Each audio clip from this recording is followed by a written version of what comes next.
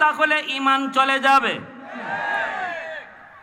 মাদ্রাসায় তুমি সাহায্য করতে পারো না, ক্ষমতা নাই, তুমি পারো না, অসুবিধা নাই, ঈমান যাবে না। কিন্তু যদি মাদ্রাসার বিরোধিতা করো, মাদ্রাসা তুমি চাও না, মাদ্রাসার বদনাম করো, তাহলে ঈমান চলে যাবে। কারণ ইসলামের শিয়ার। ভাইরা বন্ধুরা, জন্য বলতেছিলাম, বারবার নিষেধ করার পরও যখন মানলো না, রক্ত বের হওয়া শুরু হয়ে গেল। আর বলতেছে, উস্তাদজিরা, আর জীবনে এমন ভুল করব না, আর জীবনে তোমাদের পরামর্শ ছাড়া চলবো না, আমারে তাড়াতাড়ি করে বাঁচাও। আমি তো বুঝতে পারি নাই এই ঘর এত দামি, এই ঘর এত দামি, আমি তো বুঝতে পারি নাই। সাথে সাথে উলামায়ে কেরাম তার মাটি থেকে তুইলা কয়, আল্লাহর ঘরে আবার হাত দাও তওবার নিয়তে। তওবার নিয়তে আল্লাহর ঘরে হাত দেওয়া মাত্রই আল্লাহ পাক তার তওবা কবুল করে নিছে, রক্ত পড়া বন্ধ হয়ে গেছে। এইবার তুব্বায়ে আউয়াল হিময়ারি কয়, আমি এই ঘর আল্লাহর ঘরখানায় কাবায় যেই ভুল করেছি, যেই বেয়াদবি তার সাথে করেছি, এর প্রায়শ্চিত্ত করতে চাই, কিছু খেদমত করতে চাই। কেমনে তুমি খেদমত করবা? কই, আল্লাহর ঘরখানায় কাবার গিলাফ আমি লাগাই দিব।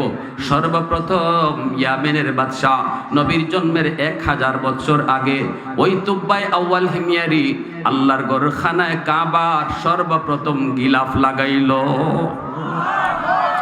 এরপরে কই, আমি মদিনা দেখবো। আল্লাহু আকবার জোরে কোন। তখনও তো মদিনা হয় নাই, মদিনার মানুষ তো হয় নাই, মদিনা তো বহু পরে হবে। আমার নবীর তো এখনো জন্ম হয় নাই, নবীর তো জন্ম হইতে আরো 1000 বছর বাকি। তবুও কই, তাওরাত কিতাবের ভিতরে যেই জায়গায় আখেরি নবী হিজরত কইরা যাবেন, ওই জায়গা হবে মদিনাতুন নবী। আমি ওই জায়গাটা দেখতে চাই। 400 জন আলেম কয়, তাহলে চলো সফর শুরু করো, কিতাবের পাতা উল্টাও, দেখো কোন জায়গার সাথে মদিনার মিল হয়। হাঁটা শুরু করে দিল, রাস্তা পেয়ে গেল। কোন রাস্তা? কয়, আমার নবীর হিজরতের রাস্তা পেয়ে গেছে। কারণ আমার নবী রহমতের নবী। এ যুবক, তুমি যেই নবীর উম্মত, ওই নবী কোন রাস্তা দিয়ে হিজরত করবে, রাস্তার কন্ডিশন কেমন হবে, রাস্তাটা কেমন হবে, সব বিবরণ আল্লাহ তাওরাত কিতাবে দিছে।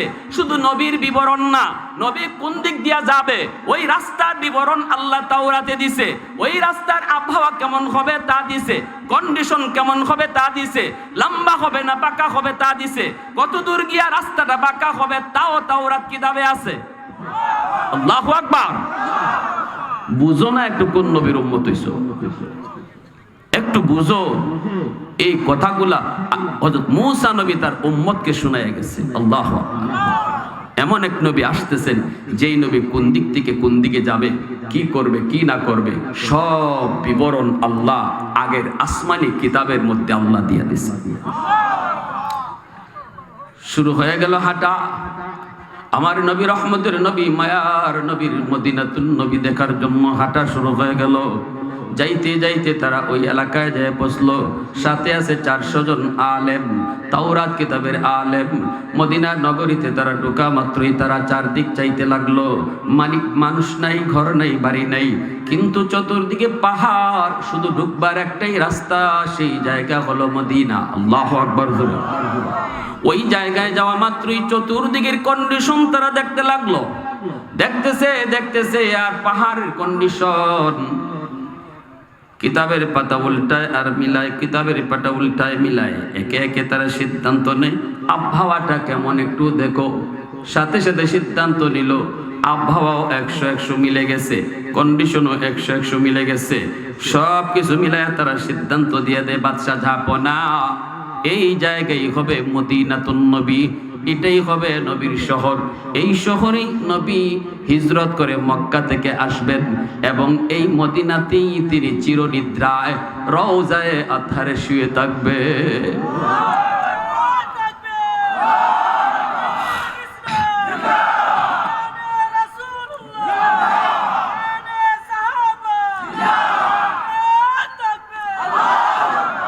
উলামায়ে কেরাম কয়, বাদশা ঝাপনা, আমার নবীর রওজা যেই শহরে হবে ওই শহর আমরা পেয়ে গেছি। আমরা উলামায়ে কেরাম সিদ্ধান্ত নিয়েছি এই শহর ছেড়ে আমরা যাবো না, আর আমরা ইয়ামেনে যাবো না, এই শহরেই থেকে যাব, আমাদের জন্য ছোট ছোট 400 ঘর আপনি বানায় দিয়ে যান। আমাদের মন বলে যেই নবীর উসিলায় আল্লাহ কায়নাত বানাইল গো, যেই নবী এই মদিনায় শুয়ে থাকবেন, এই মদিনাতে আমাদেরও যেন কবর হয়। আমাদের কবরের পাশ দিয়া রহমতের নবী হাঁটবে, নবীর পায়ের ধুলাবালিগুলি আমাদের কবরে পড়বে। ধন্য আমরা, ধন্য আমাদের বাড়িটা এখানেই বানায় দিয়া যান। বাদশাহ 400 জন আলেমকে ঘর বানায় দিল। বাদশাহ মনের মাধুরী দিয়া একটা ঘর বানাইতেছে, অনেক সুন্দর করে একটা ঘর বানাইতেছে।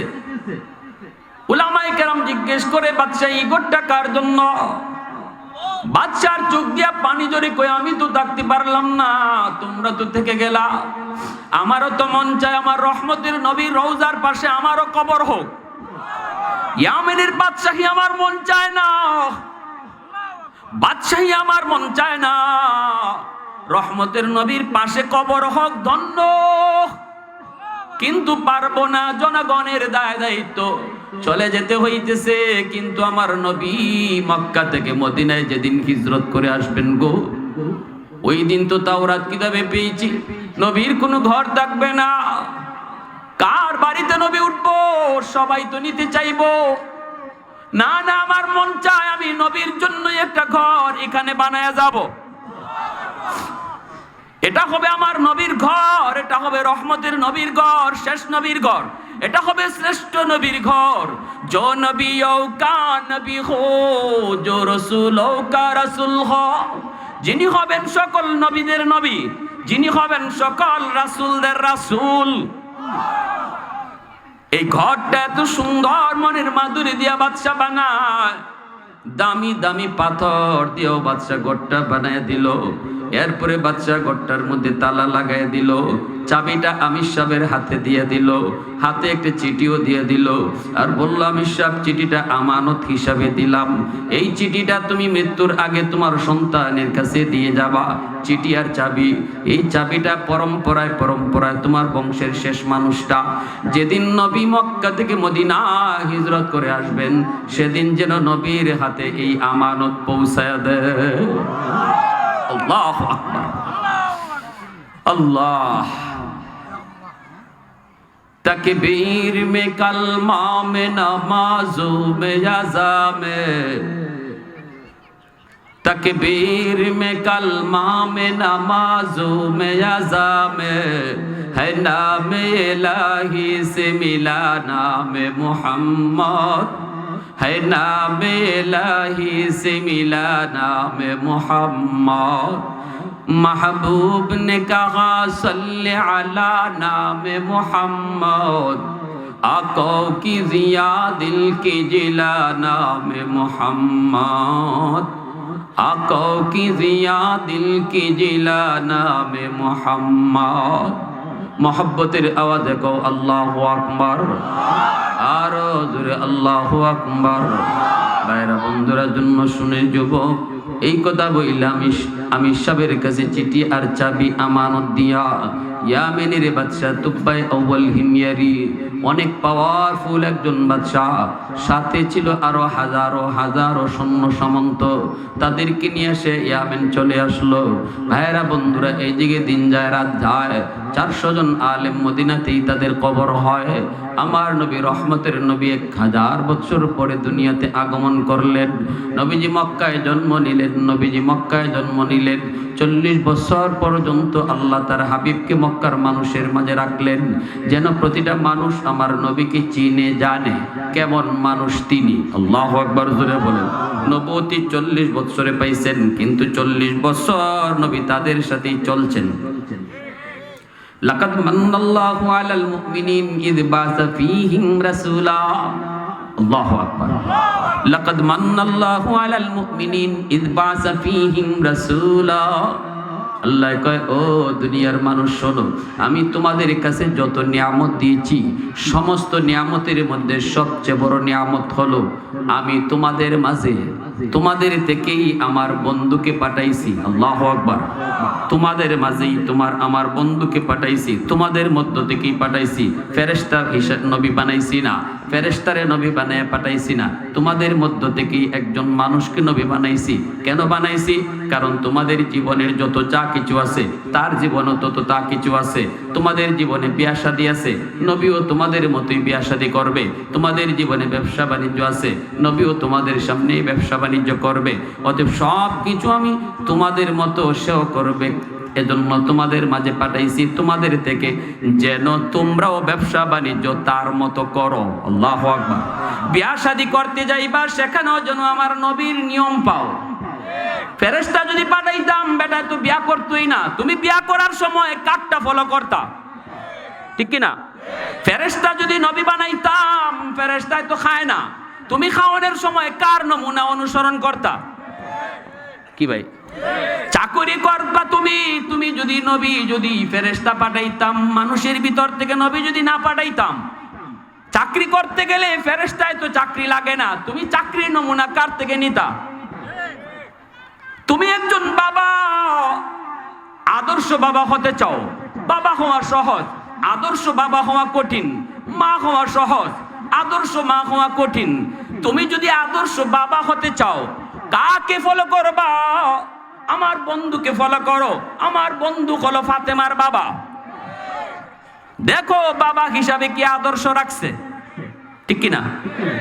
হ্যাঁ, তুমি যদি একজন স্বামী হও, স্বামী হিসাবে বউর সাথে কেমনে চলবা? ফেরেশতা যদি পাঠাইতাম, ইনি তো বিয়া করতোই না, ফাইতায় করতে গা। স্বামী হিসাবে আদর্শ খুঁজো, দেখবা আমার বন্ধু 9 জন বিবি রাখছে।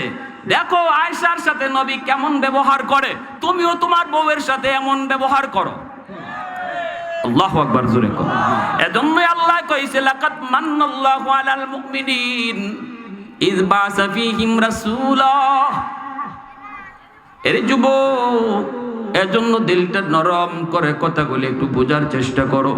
কিয়ামতের ময়দানে ওই নবীর সামনে কেমনে মুখ দেখাইবা, কেমন করে ওই নবীর সামনে মুখ দেখাইবা রে যুবক? তোমার আচরণ, তোমার চলা, তোমার ফেরা। এ যুবক, আমার নবী, রহমতের নবী, মক্কা থেকে মদিনায় হিজরত করলেন। কুবা এলাকায় নবী অবস্থান করলেন। মদিনায় এখনো ঢুকবেন না, কুবা। মদিনার পাশে একটা এলাকার নাম হলো কুবা। ওই কুবা এলাকায় নবীর নানার বাড়ি, ওই জায়গায় নবী অবস্থান করলেন। প্রথম একটা মসজিদ বানাইলেন, মসজিদের নাম মসজিদে কুবা। আর নবী ঘোষণা দিলেন, এই মসজিদে কেউ যদি 2 রাকাত নামাজ পড়ে, আল্লাহ তারে কবুল উমরার সওয়াব দান করবে। এজন্য হাজী সাহেবরা কুবা মসজিদে 2 রাকাত নামাজ পড়ে, ঠিক না?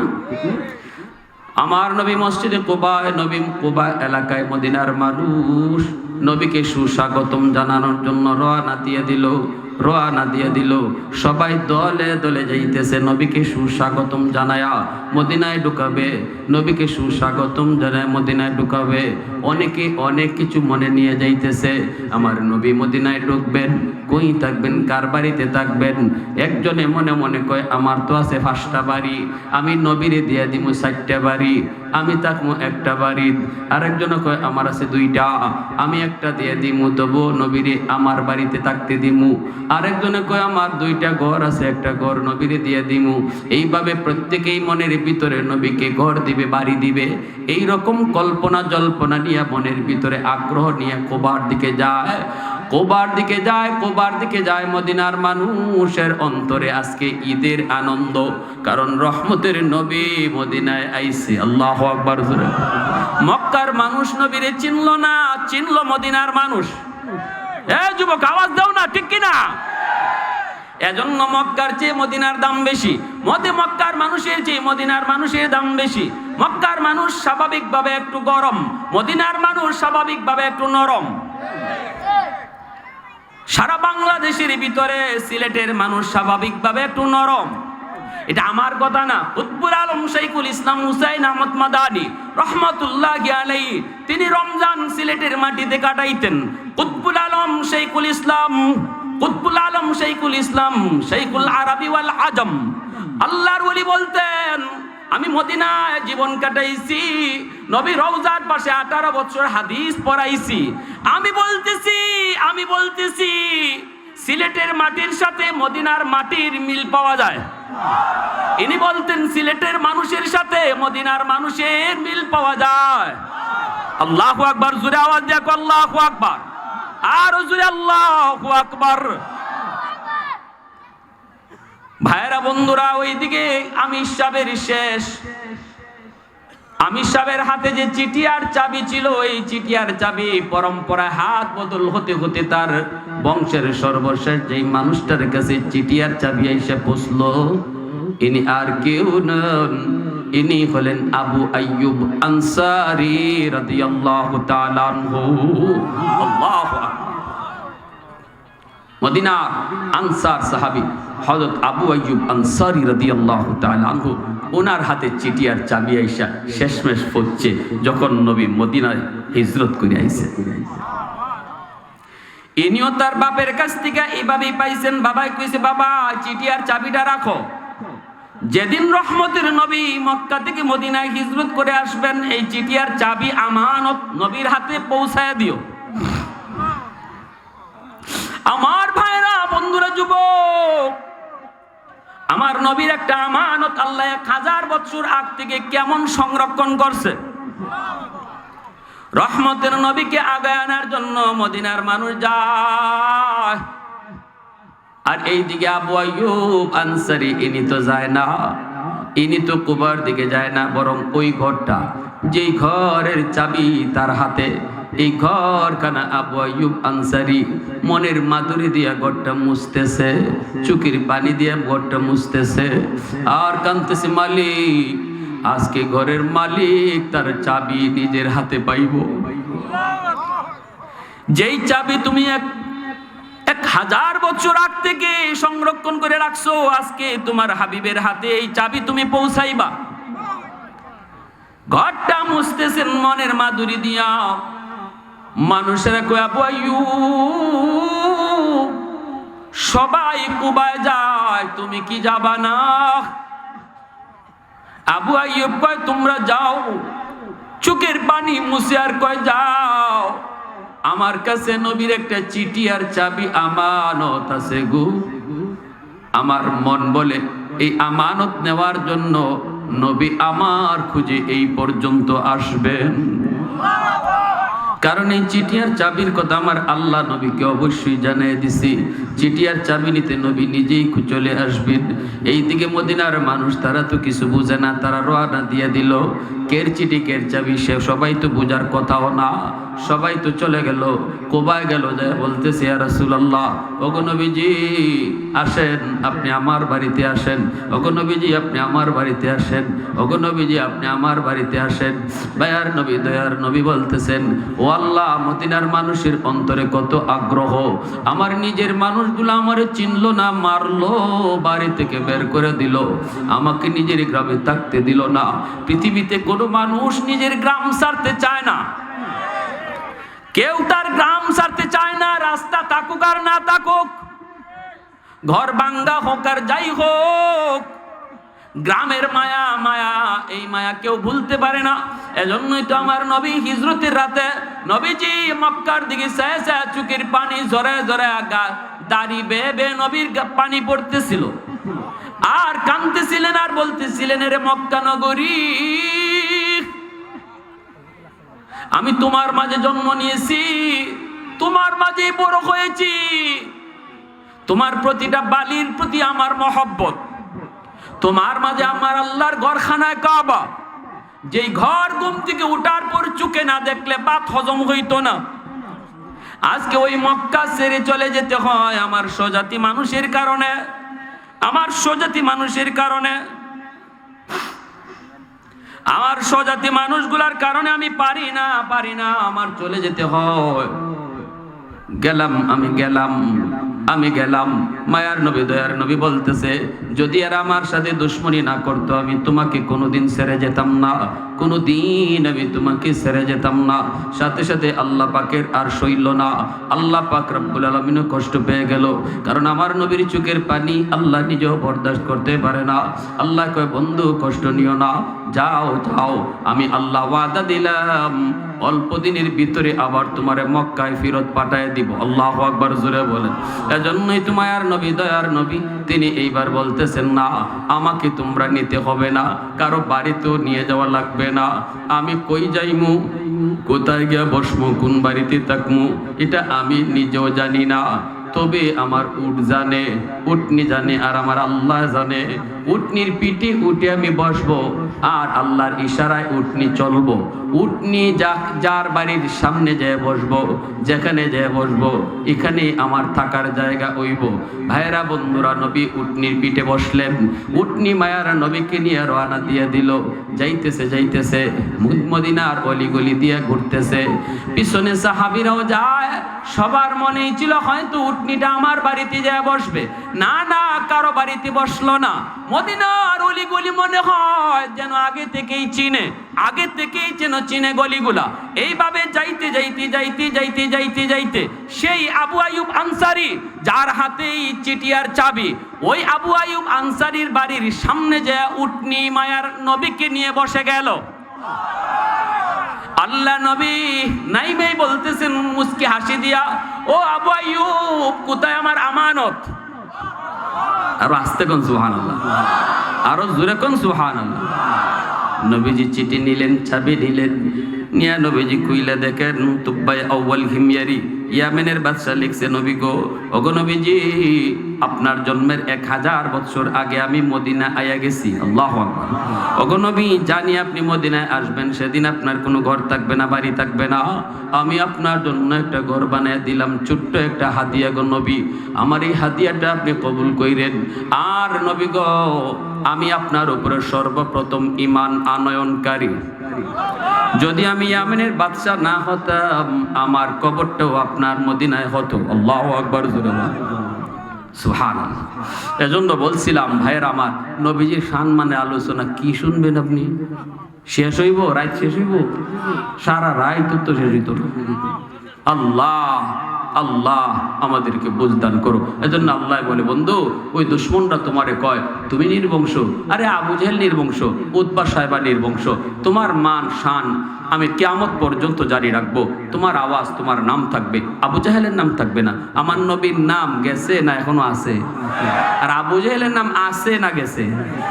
আবু জাহেল কোন বেটায় তার ফুলার নাম রাখছে, নিয়ে আসবে। ইন্দুর ফুলার নাম আবু জাহেল পাইছি না, কিতাব আছে। ইন্দুরা রাখলে অসুবিধা কিতা আছে? এরা তো আর মুসলমান না। খ্রিস্টানের ফুলার নাম আবু জাহেল পাইছি না। এমন নিকৃষ্ট হইছে আল্লাহর কাছে, এমন ফসাফ হচ্ছে।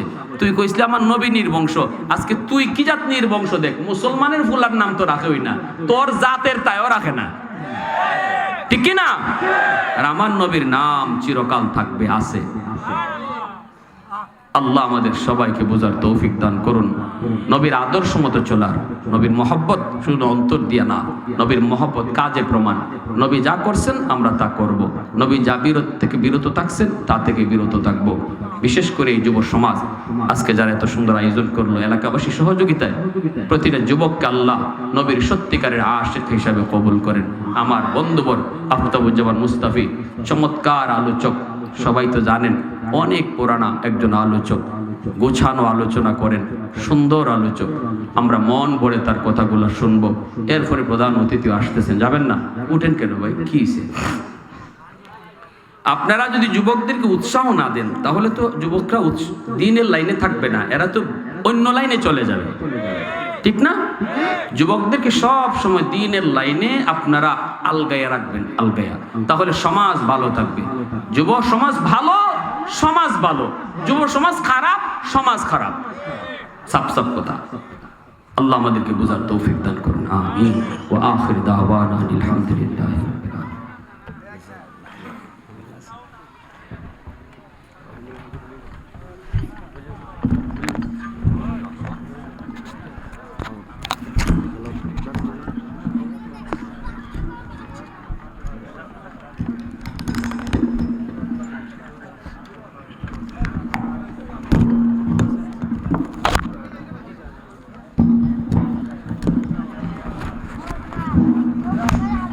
আলহামদুলিল্লাহ, আল্লাহ পাক রব্বুল আলামিনের দরবারে লাখ কোটি শুকরিয়া যে আমরা হযরতের কাছ থেকে অনেক সুন্দর আলোচনা শুনতে পারলাম। সময়ের সংকীর্ণতার কারণে আমরা হযরতকে বেশি সময় দিতে পারিনি, যে কারণে আলোচনা ও সম্পূর্ণ অবস্থায় রেখেই হযরতকে চলে যেতে হয়েছে। যাই হোক, আমাদের মঞ্চে উপবিষ্ট হয়েছেন আমাদের বিশেষ অতিথি হযরত মাওলানা আফতাবুজ্জামান মুস্তাফি এবং আমাদের আজকের মাহফিলের বিশেষ আকর্ষণ, যার তেলাওয়াতে আপনারা মুগ্ধ হবেন, আমাদের হবিগঞ্জের গৌরব হাফেজ বশির আহমদ। আমাদের হবিগঞ্জের গৌরব হাফেজ বশির আহমদ শুধু ঢাকা থেকে আপনাদেরকে শুধু তেলাওয়াত শোনানোর জন্য আসছেন। তো আমরা গুরুত্বের সাথে এবং কোরআনের প্রতি মহব্বত নিয়ে আমরা ওনার তেলাওয়াত এবং শুনবো আপনাদের সামনে। এর আগে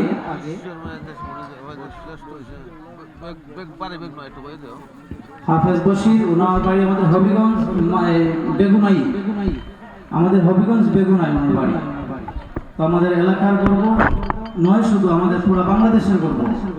110 দেশের প্রতিনিধিকে হারিয়ে ইরানে কোরআন প্রতিযোগিতায় প্রথম স্থান অর্জন করেছেন। আলহামদুলিল্লাহ, এটা আমাদের জন্য আসলেই গর্বের। কোরআনের কি মাধুর্য, সুন্দর তেলাওয়াত করে বিশ্ব মঞ্চে প্রদান হয়ে এসেছেন। আমরা আজকে তার সুললিত কণ্ঠে তেলাওয়াত শুনবো। আপনাদের সামনে কালামে পাক থেকে তেলাওয়াত করবেন হাফেজ বশির আহমদ। তার পরবর্তীতেই বয়ান পেশ করবেন আফতাবুজ্জামান মুস্তাফি দামাত বারকাতুহু আলিয়া, এবং ওনার পরপরই আমাদের প্রধান অতিথি আমাদের কাছে আছেন, আমাদের একটু রেস্ট নিতেছেন, ওনার পরপরই আমাদের প্রধান অতিথি বয়ান পেশ করবেন। আসসালামু আলাইকুম ওয়া রাহমাতুল্লাহি ওয়া বারাকাতুহু।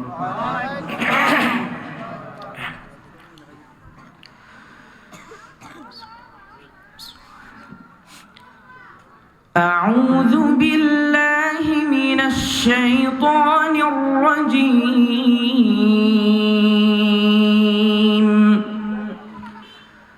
بسم الله الرحمن الرحيم. الحمد لله رب العالمين الرحمن الرحيم مالك يوم الدين إياك نعبد وإياك نستعين اهدنا الصراط المستقيم صراط الذين أنعمت عليهم غير المغضوب عليهم ولا الضالين.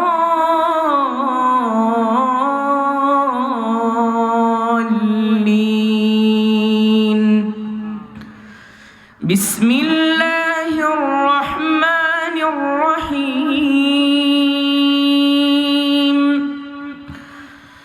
قل إن كان للرحمن ولد فأنا أول العابدين. سبحان رب السماوات والأرض رب العرش عما يصفون.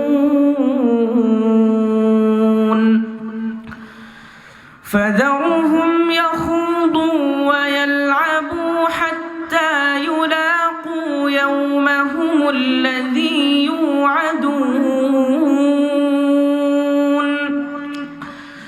وهو الذي في السماء إله وفي الأرض إله وهو الحكيم العليم.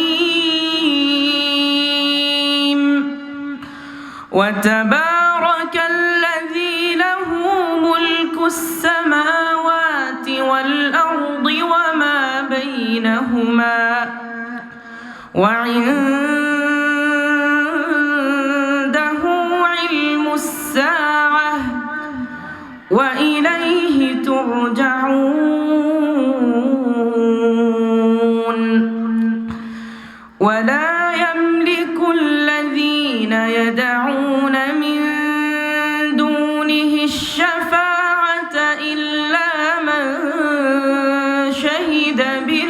بالحق إلا من شهد بالحق وهم يعلمون ولئن سألتهم من خلقهم ليقولن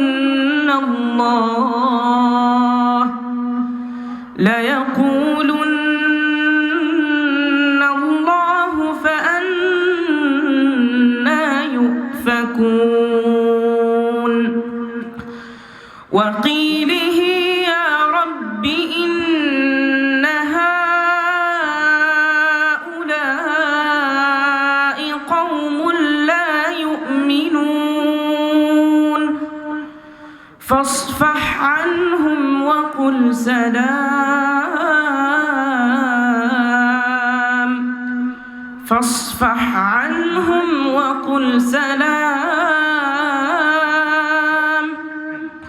فسوف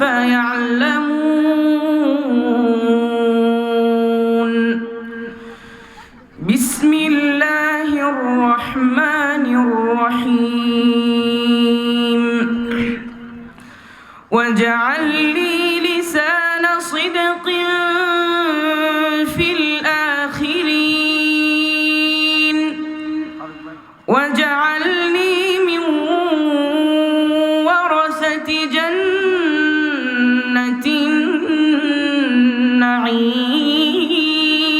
النعيم واغفر لأبي إنه كان من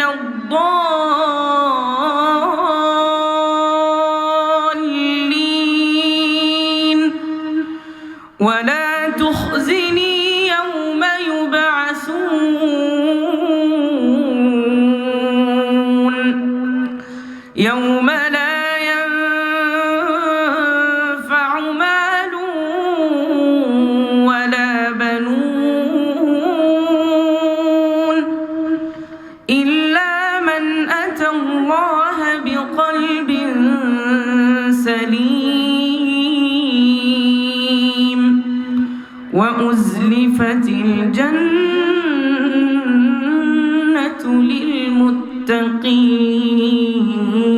للمتقين صدق الله العظيم ما شاء الله مرحبا বারাকাল্লাহু ফি হায়াতি। আমরা হাফেজ বশির আহমদের কাছ থেকে আফতাবুজ্জামান মুস্তাফি